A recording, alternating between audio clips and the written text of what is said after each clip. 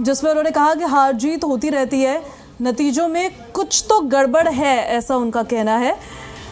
इससे पहले हम आपको सुना भी रहे थे, मराठी में दे रहे थे अपना बयान, तब उन्होंने कहा कि हार जीत होती रहती है और नतीजों में कुछ तो गड़बड़ है। तो एक बार फिर से ईवीएम पर दोष मढ़ने का वक्त आ गया है, ऐसा लगता है। फिलहाल उनका कहना यह है कि नतीजों में कुछ गड़बड़ है। ये देखिए, महाराष्ट्र में अभी शुरुआती रुझान, शुरुआती तो अब क्या ही कहेंगे, 10:30 बज चुके हैं और 12-1 बजे तक तस्वीर भी थोड़ी साफ हो जाएगी। 288 में से 288 सीटों पर ये रुझान फिलहाल सामने, जिसमें जो महायुति अलायंस है उनको स्पष्ट बहुमत है। 215 सीटों पर उनके कैंडिडेट्स आगे चल रहे हैं और बहुमत के लिए 145 सीटें ही चाहिए होती हैं। कांग्रेस के हाल थोड़े बुरे हैं, यहाँ पर 57 सीटों पर उनके कैंडिडेट्स आगे चल रहे हैं। महाआघाड़ी की का स्कोर कार्ड जो फिलहाल अभी अगर सामने आ रहा है, अगर यही नतीजों में तब्दील होता है तो इनके लिए सरकार बनाना तो ना के बराबर है। अदर्स की हम बात कर देते हैं। ये देखिए, इंडिपेंडेंट करते हैं, लेकिन एक दलित की बेटी की हत्यारा करने वाला हत्यारा उनके साथ बैठता है। यह दुर्भाग्यपूर्ण है। इसलिए सपा जैसी पार्टी की राजनीति के अंत का संकेत है 2024 का या विधानसभा उपचुनाव। को सुन रहे थे आप, और उत्तर प्रदेश के डेप्यूटी चीफ मिनिस्टर हैं और उन्होंने समाजवादी पार्टी पर निशाना साधा है। हालांकि इन चुनावों में भी ये खान मुबारक नारा देते हुए भारतीय जनता पार्टी ने अतीक अहमद, मुख्तार अंसारी, इनको सपा की विरासत बताया था। कहा था कि अगर इनके पास कोई विरासत है तो ये खान मुबारक ही है। इस पर अखिलेश यादव ने भी कहा था कि साधु संत मौन रहते हैं, कम बोलते हैं। तो हालांकि देखिए, नारे बहुत चले हैं, लेकिन किसका कितना इम्पैक्ट पड़ा है ये देखना होगा।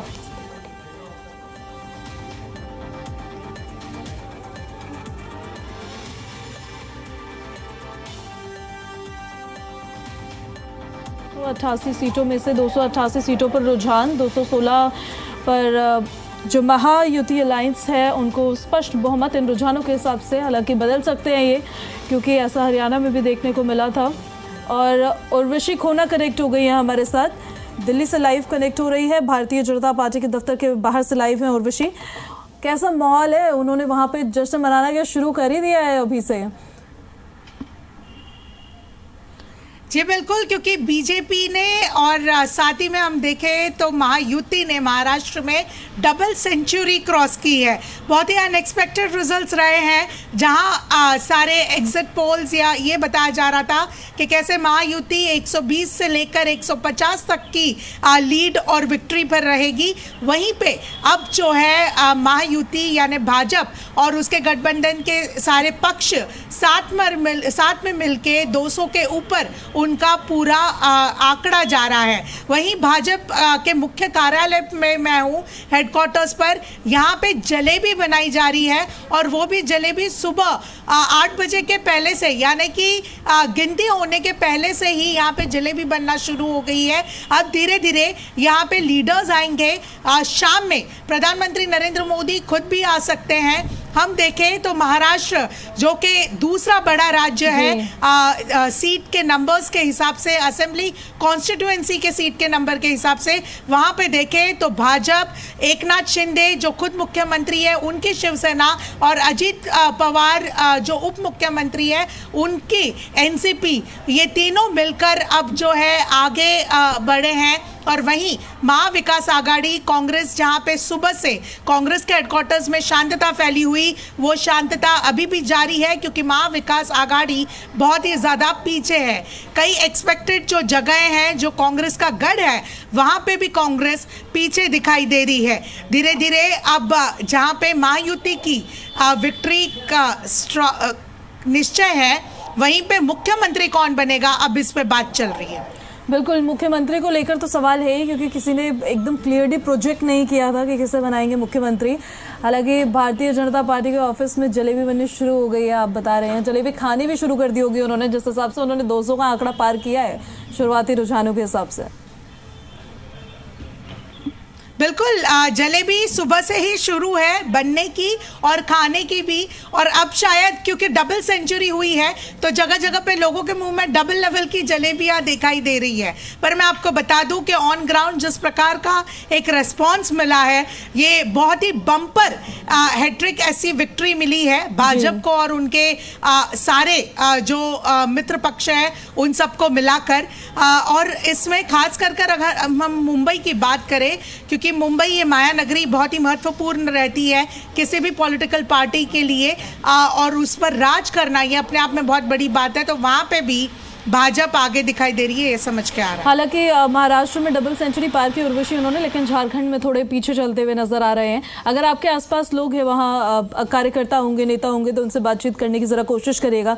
महाराष्ट्र में अगर इतना अच्छा प्रदर्शन, यही अगर नतीजों में तब्दील हो जाता है, ये महायुति अलायंस का रहता है, क्या इसके पीछे कारण समझ में आ रहे हैं, फैक्टर्स क्या निकल के सामने आ रहे हैं, ये तो आप बताइए। साथ ही अगर आसपास कोई नेता कार्यकर्ता है उनसे भी बातचीत करने की कोशिश करें। फिलहाल जो है सारे लोग बिजी है अपने अपने लेवल पे रिजल्ट्स देखने में, पर मैं आपको तैयारियां बता सकती हूं, जैसे कि यहाँ पे सीट्स ऑलरेडी चेयर्स लाए गए हैं, क्योंकि यहाँ पे शाम में बड़ा जश्न एक्सपेक्टेड है महाराष्ट्र को ध्यान में रखते हुए। झारखंड की अगर हम बात करें तो भले ही पीछे है भाजपा, पर वहाँ पे भी अपना कॉन्फिडेंस दिखाई दे रहा है भाजपा की ओर से, ये समझ के आ रहा है। मैं आपको तैयारियों के विजुअल्स बता रही हूँ बीजेपी हेडक्वार्टर्स में। आप देखिए कि यहाँ पे किस तरह से ऑलरेडी तैयारियाँ शुरू हो गई हैं, मंडप लगा हुआ है, एक जगह जहाँ जलेबी बन रही है, वहीं दूसरी जगह एक पूरा सेटअप, यानी कि सारे बीजेपी लीडर्स कहाँ से किस मीडिया कर्मियों को कैसे लाइव देंगे, उन सब की भी तैयारियाँ शुरू हो गई है। आपको मेरे वीडियो जर्नलिस्ट रंजन जलेबियों किस तरह से यहाँ पे बनाई जा रही है सुबह से, उसका एक आपको नज़ारा दिखाएंगे। आप देखेंगे कि किस तरह से जलेबियाँ यहाँ पे सुबह से बनते जा रही है और बनते ही जा रही है, और जलेबियाँ रुक नहीं रही हैं। अभी भी ये जो पूरा का पूरा हम देख रहे हैं, पूरा ये जो वेसल है ये भरा हुआ था, अब धीरे धीरे कम हो रहा है। इनसे भी अगर हम देखें तो जलेबियाँ बन रही है और भी दूसरी चीज़ें यहाँ पे बन रही है। तो जश्न यहाँ पे शुरू हो चुका है, मिठाइयाँ ऑलरेडी शुरू हो गई है, और अब जो है फाइनल राउंड पे किस तरह से कॉल लिया जाएगा इसका एक इंतज़ार है। प्रधानमंत्री नरेंद्र मोदी भी पहुंचेंगे शाम को यहाँ पर, जिस तरह से तैयारियां चल रही है और जैसे रुझान सामने आ रहे हैं, उस हिसाब से उम्मीद यही है कि बड़ा जश्न होगा। हाँ, ज़रूर ये एक्सपेक्टेड है कि प्रधानमंत्री नरेंद्र मोदी हर समय की तरह इस बार भी जो है यहाँ पे शाम में पहुँचेंगे, ये एक्सपेक्टेड है सोर्सेस के थ्रू। पर इनसे बात करेंगे। सर, सुबह से जलेबी बनाई जा रही है यहाँ पे 8 बजे के पहले से? 6 बजे से जलेबी चालू है। और अभी तो जलेबी का जो आपका आटा है वो भी ख़त्म होने आया? ना, वो जलेबी तो चलती रहेगी, आटा और तैयार है पीछे। अच्छा, जलेबी चलती रहनी चाहिए और चलती रहेगी, ये इनका कहना है। आटा और भी तैयार है, ऐसा उनका कहना है। मैं आपको बता दूं, एक समय था जब लड्डू एक खुशी के मौके पे यहाँ पे बांटे जाते थे, अब जो है उसका अल्टरनेटिव जलेबी बीजेपी हेडक्वार्टर्स में दिखाई दे रहा है। बिल्कुल, और ये जलेबी इसी तरह से कांग्रेस ने भी बनवाई थी पिछली बार, लेकिन खा नहीं पाए, सिर्फ वो जलेबियाँ बनी रह गई थी। उम्मीद है जलेबियाँ जो बना रहे हैं इस बार खा भी पाएंगे। फिलहाल देखिए, महाराष्ट्र के, झारखंड के अभी रुझान सामने आ रहे हैं, उत्तर प्रदेश के सामने आ रहे हैं। महाराष्ट्र में अगर हम नज़र डालें उर्वशी, सबसे ज़्यादा सीटें, अभी तो खैर ये शुरुआती ही है, लेकिन इलेक्शन कमीशन की तरफ से भी जो डेटा रिलीज़ किया गया है, सबसे ज़्यादा सीटें बीजेपी को ही मिलती हुई नज़र आ रही है। क्षेत्रीय दलों पर विश्वास कम, नेशनल पार्टीज पर ज़्यादा प्रदेश की जनता कर रही है। बिल्कुल, और आप अगर महाराष्ट्र को ध्यान में रखें तो ये महाराष्ट्र के लिए बहुत इम्पोर्टेंट चुनाव थे, सिर्फ जनता को ही ध्यान में रखते हुए नहीं, बल्कि लीडर्स के लिए भी, पॉलिटिकल पार्टीज के लिए भी। क्योंकि जिस प्रकार से फूट हुई थी पिछले कुछ समय में, हमने देखा था कि शिवसेना, जो कि बहुत बड़ी ऐसी रीजनल पार्टी थी, वो डिवाइड हो गई। बाद में उसके बाद शरद पवार इनकी राष्ट्रवादी कांग्रेस ये डिवाइड हो गई। ऐसे में इन सब के लिए भी एक बहुत बड़ा चैलेंज और टेस्ट था कि ये सारे लीडर्स के जनता को कितना पसंद हो रहा है ये डिवीजन, या जनता एक्सेप्ट कर रही है, और इसमें भी सच्ची शिवसेना कौन है, सच्चा राष्ट्रवादी कांग्रेस कौन है, ये इन सब को लेकर एक लड़ाई शुरू हुई थी।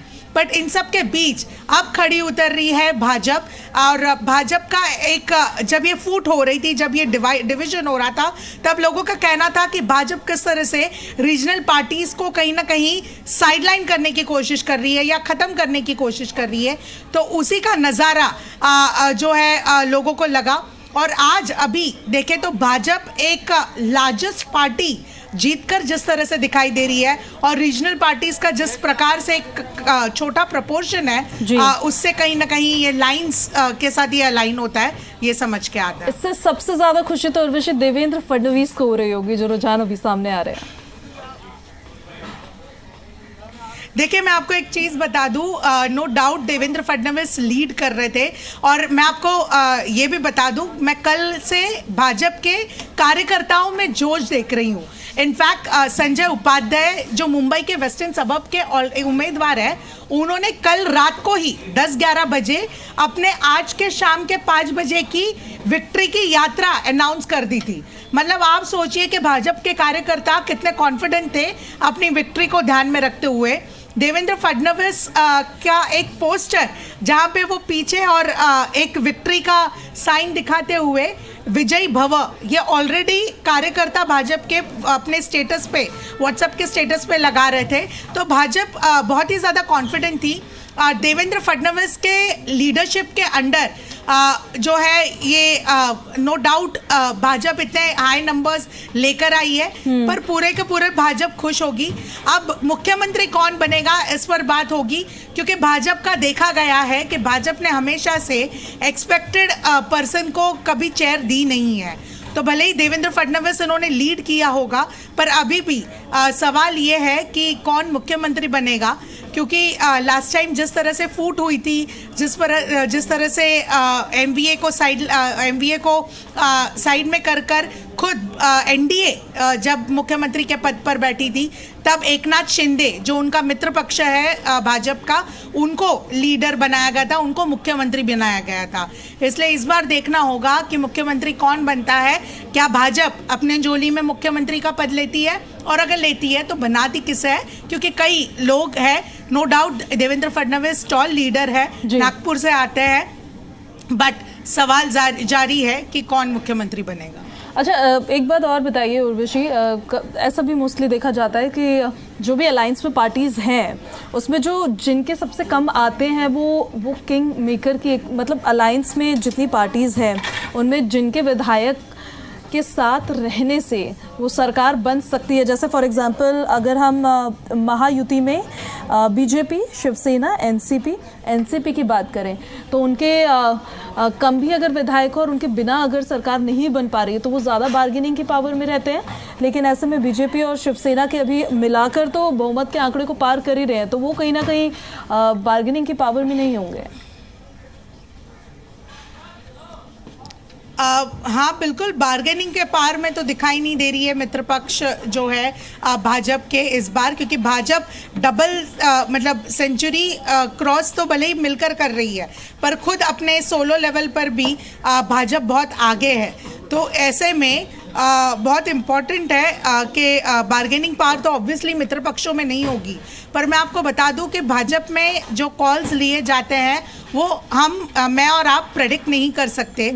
ये खुद भाजपा के जो चाणक्य नीति कहलाए जाने वाले अमित शाह, प्रधानमंत्री नरेंद्र मोदी, और ऑब्वियसली जो स्टेट लीडर्स हैं जैसे देवेंद्र फडणवीस है, चंद्रशेखर बावनकुळे है और विनोद तावड़े हैं, ऐसे सारे जो लीडर्स हैं वो इकट्ठे मिलकर एक कॉल लेते हैं और उससे कहीं ना कहीं एक रणनीति सही होती है। तो अब इस बार देखना होगा कि ये क्या कॉल लेते हैं। अच्छा, इम्पोर्टेंट ये भी है कि अगर मुख्यमंत्री बन भी रहा है तो क्या सारे के सारा जो पूरा का पूरा टेन्योर है वो मुख्यमंत्री का बनेगा या 50-50% 2.5 साल का मुख्यमंत्री बनेगा, ये भी देखने वाली बात होगी। बिल्कुल उर्वशी, आपसे अपडेट्स लेते रहेंगे। पर एक ढांचा फिक्स है कि एक मुख्यमंत्री और 2 उप मुख्यमंत्री। ठीक है, और बच्ची अपडेट्स लेते रहेंगे। शुक्रिया आपका फिलहाल इन सारी जानकारियों के लिए।